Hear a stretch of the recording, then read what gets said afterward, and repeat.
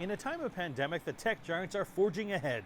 While in-person product revealings halted, Apple held 3 virtual product events within 3 months, including the release of its first 5G phone. Introducing iPhone 12. Big Tech also found itself virtually testifying before Congress. CEOs from Apple, Google, Amazon, Facebook, and Twitter all came under fire, being accused of acting like monopolies and partisan editors. Who the hell elected you and put you in charge of what the media are allowed to report and what the American people are allowed to hear? We're not doing that. And this is why I opened this hearing with calls for more transparency. In October, the U.S. Department of Justice filed an antitrust lawsuit against Google, and a bipartisan coalition of 38 states and territories hit the company with a similar suit in December.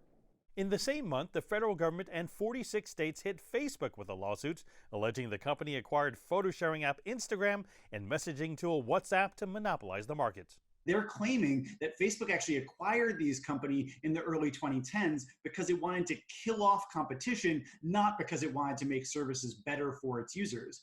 Chinese tech companies operating in the U.S. also couldn't escape the crosshairs of the U.S. government. The Trump administration issued separate executive orders banning Tencent's WeChat and ByteDance's TikTok from operating in the U.S. over national security concerns. We've seen a reduction of Chinese investment in the United States as a whole in the last several quarters. I think that's largely due to this larger atmosphere of what the administration has been pursuing and kind of taking a more antagonistic posture towards China. And it is something that, again, we are looking to the next administration to really address and to rebuild and repair those relationships. With the Trump administration on its way out, the Biden administration will now be tasked with repairing a fractured relationship with Chinese tech.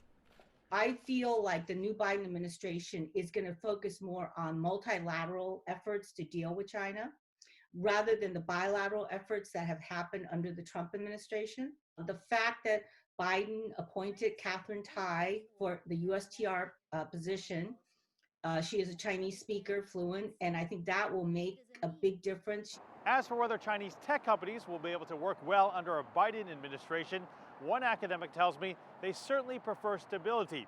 And at least with President-elect Biden, they know what they're getting. Mark New, CGTN, Sunnyvale, California.